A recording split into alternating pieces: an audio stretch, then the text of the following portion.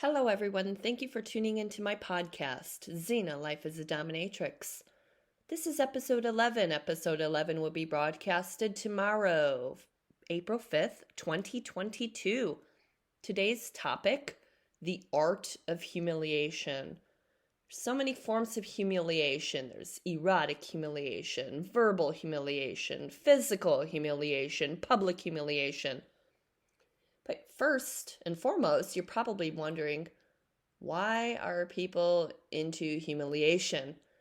They just are. It's sexually gratifying to them. It turns them on. It's their particular kink.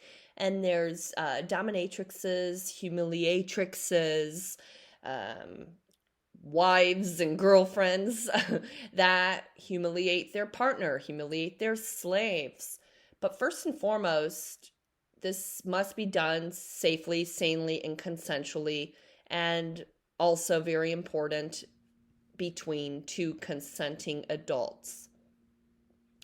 So let's talk erotic humiliation. Erotic humiliation, this has gone mainstream. I've noticed recently, one of the shows, I can't remember what show it was, but basically the woman was seducing the man, and he pulled down his pants, and she looked at it and looked at him in the face and looked at it again and just nodded no. And the look on his face was so sad, like, aw. So that was an indicator he wasn't going to get laid at all. So that's a form of small penis humiliation. Very, very popular, very common form of humiliation. Basically, there are lots of people out there that enjoy having their little guy being humiliated by the size, by the look of it, by having it called names like, oh, that's a little micro penis, or that's not a cock, that's a clit.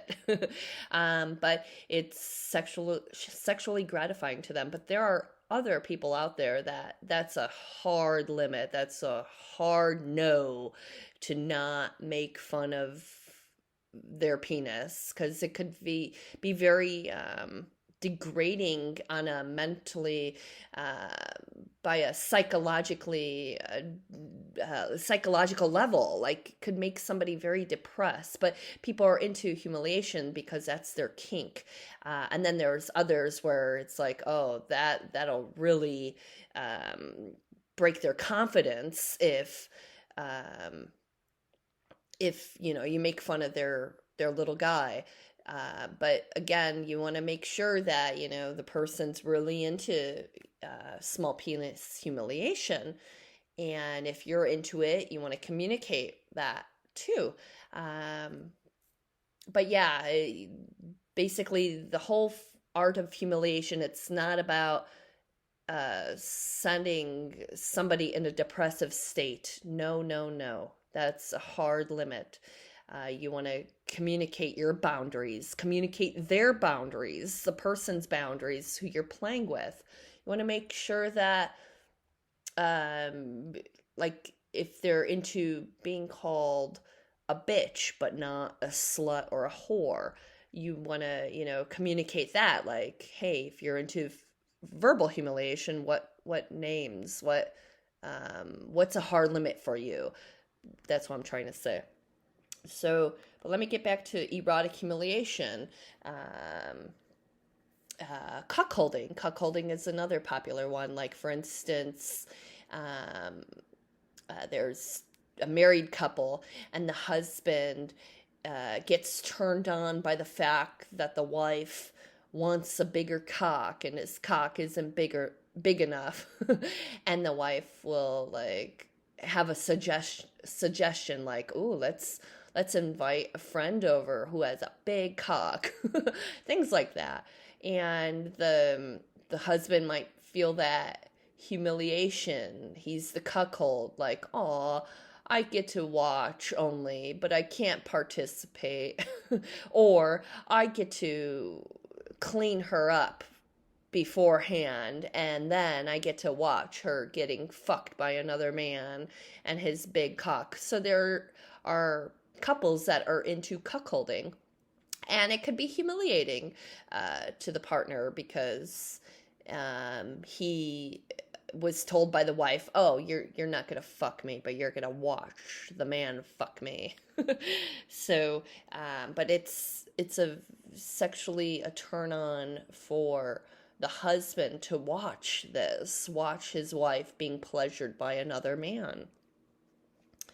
Another different forms of erotic humiliation, like the wife will tell the husband, "You only get to like watch me fuck myself with this big juicy 12-inch dildo, and you're not gonna help. You're just gonna be tied to the bed, and yeah, you're not gonna help with that cock of yours." Yeah. Or you're blindfolded and you can't watch, ha ha ha. So that could be, another form of erotic humiliation. Um, or like orgasm denial, orgasm control. Like the partner strokes your cock and then stops, like denies you to come, like ha ha ha, you can't come. So that could be a turn on for a lot of men actually too. Or orgasm denial, like, "Oh well, you get to come another day, I'll tell you when to come, ha ha ha." So also like chastity play, having your partner wear a chastity device and you let out your partner when you want your partner's cock, when you want that gratification for yourself. And it could be very humiliating to the partner and uncomfortable when they wear a chastity device and you tell, your partner, "Oh, you have to wear that chastity device at work underneath your business attire. Nobody will know. Just remember, I keep the key to your cock." So yeah, those are all many forms of erotic humiliation, but again, it's with consenting adults only. There's physical humiliation, spitting, slapping a person's face, hair pulling, ear pulling, mouth soaping, like sticking a bar of soap in the person's mouth if they have a potty mouth, or making the person do chores and you just lounge on the couch and watch television, or making the partner wear lingerie and do a little dirty dance show for you, or over the knee spanking, or especially if you like invite your friends over and say, "Hey, you want to watch this? I'm gonna spank my partner's ass. You want to help me? Okay, cool. My partner's been very bad. He hasn't been doing his chores. He hasn't been cooking for me, or he's been cooking lousy." Also, like objectification, like having the partner get down on his hands and knees, being used as a human table while you prop your beautiful feet on your partner's back and they're just used as a table. Or you keep your coffee mug or your tea mug on your partner's back. And if they move, they don't want to move because they're a human table. So that's different types of objectification. Or ashtray servitude, dipping your ashes in your partner's hands or blowing smoke in his or her face. Embarrassing your partner in front of friends. Findom, like draining the partner's wallet, taking yourself to the salon while your partner is at home and in a chastity device. Another form of physical humiliation, cleaning the bathroom floor only using a toothbrush, or treating them as a human puppy, making them bark like a puppy dog, making them roll over like a puppy dog. And those are all forms of physical humiliation. Again, if this is with consenting adults. Not everybody is into physical humiliation. Some the things I listed, it could be off limits to the person, like spitting, that's germs. Um, Contamination. You don't want your partner to get sick if you're spitting on your partner, especially if you have a cold. That's common sense. Or if your partner is into physical humiliation, but not into having their face slapped or their hair pulled. You want to make sure what your partner's boundaries are. Super, super important. It's all about safe, sane, and consensual. Not everybody's into, like maybe they're only into the erotic humiliation aspect, but not physical. Or like wearing bra and panties. Maybe that's a hard limit. And that's totally understandable. There's also verbal humiliation. So I also communicate like, okay, certain words for me to say to you is off limits whatsoever. I communicate that. I have my own boundaries. And the person who enjoys being humiliated has their own boundaries as well.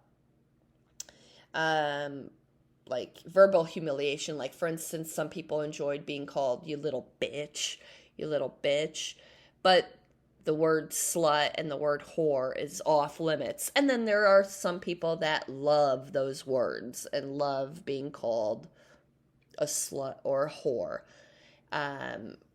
Again, it's with consenting adults, super important, and you're probably wondering why are they into that?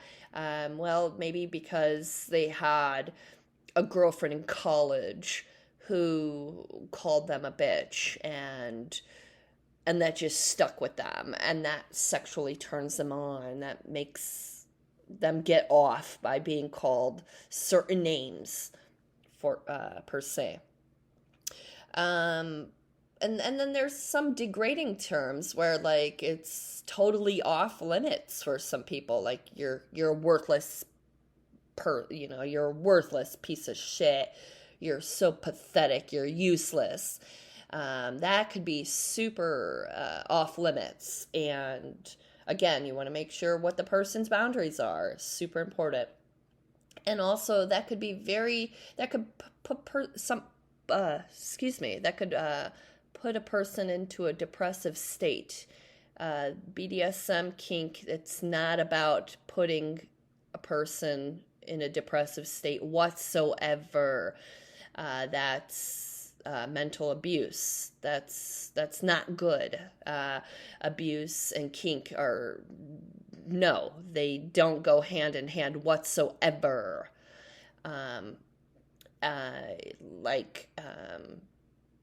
You want to make sure what the person is into and what you're comfortable with as well. And if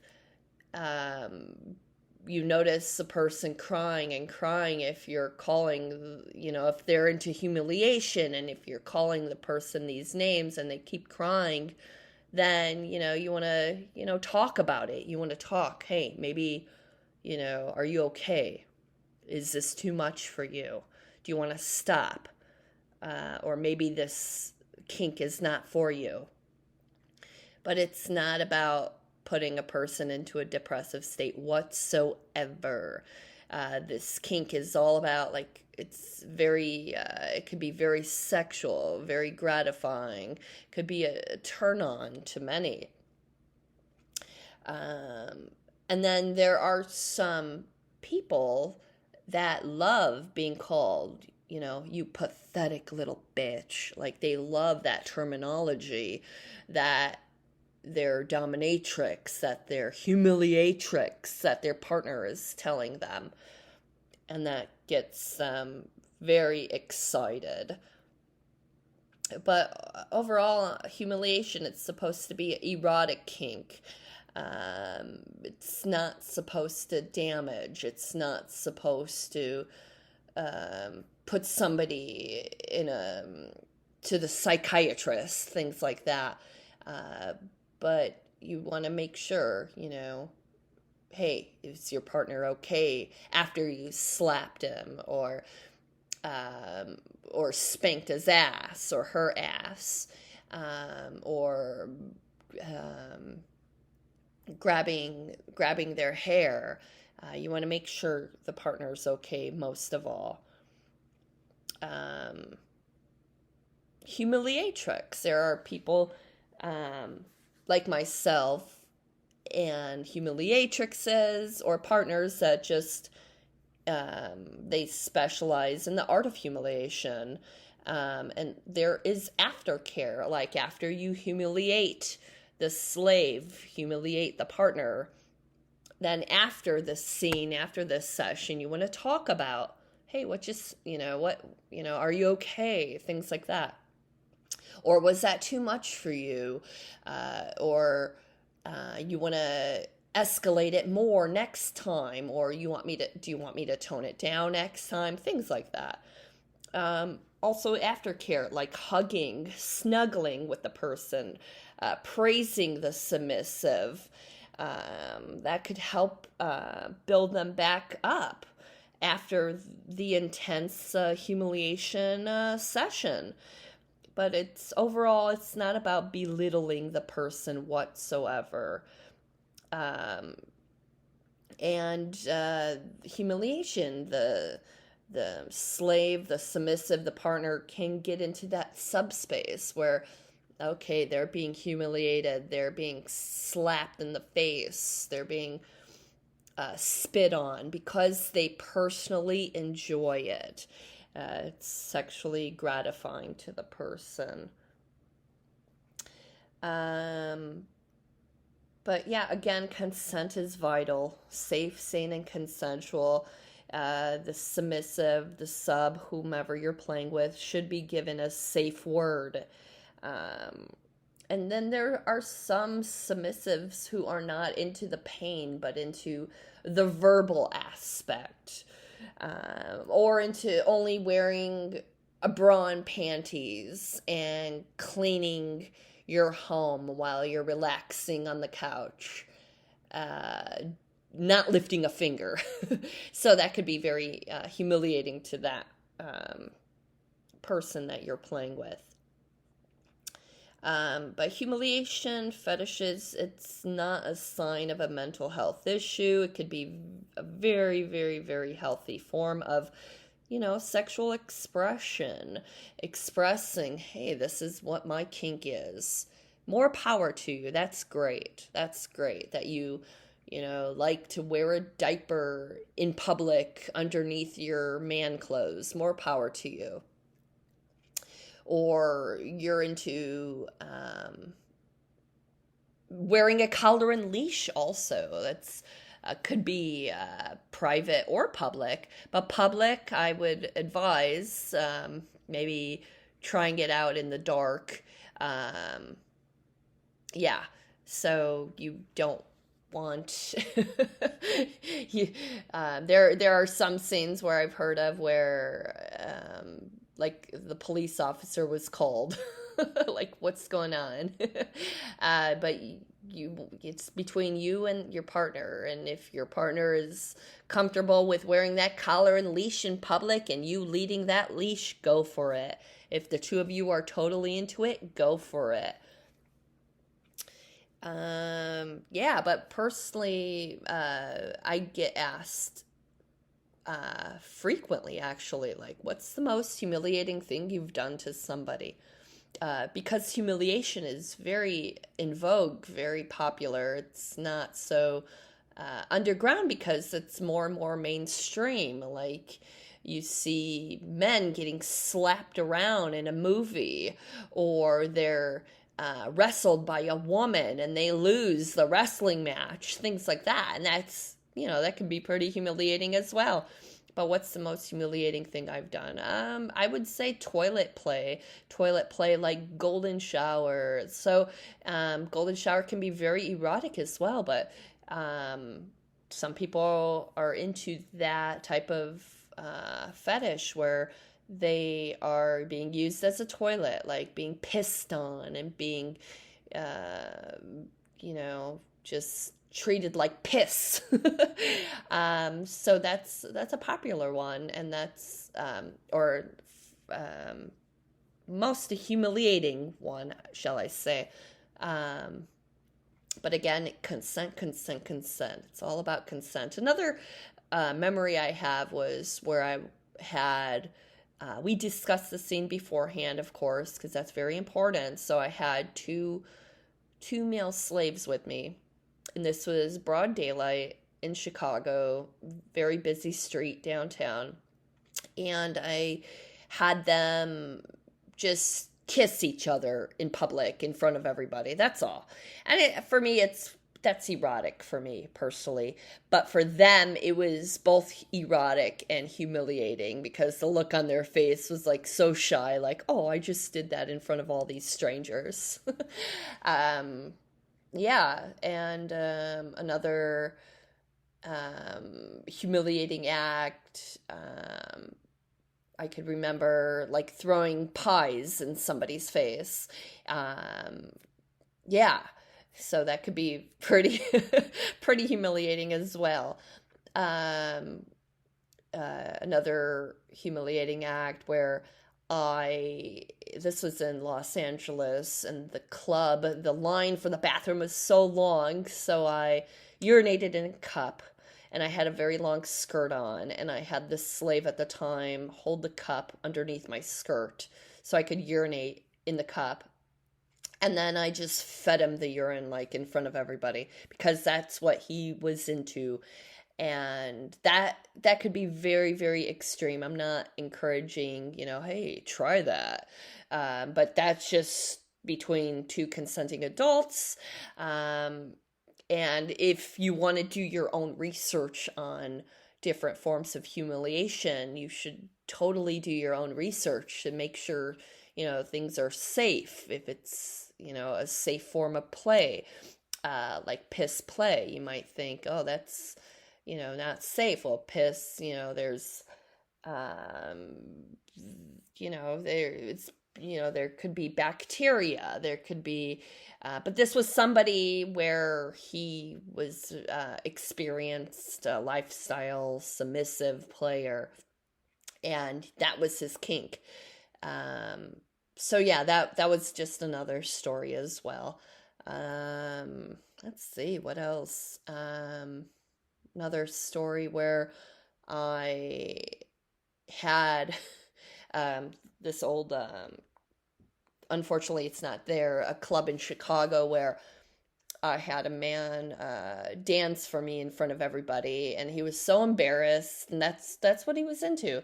He was into dancing, like there was a pole in the middle of the dance floor, so I instructed him, hey, dance on that pole. Pretend you're a stripper, things like that. It was very, very long ago. But that's what I've done in the past and present. But yeah, I would suggest you doing your own research first and foremost. Discuss it with your partner first and foremost.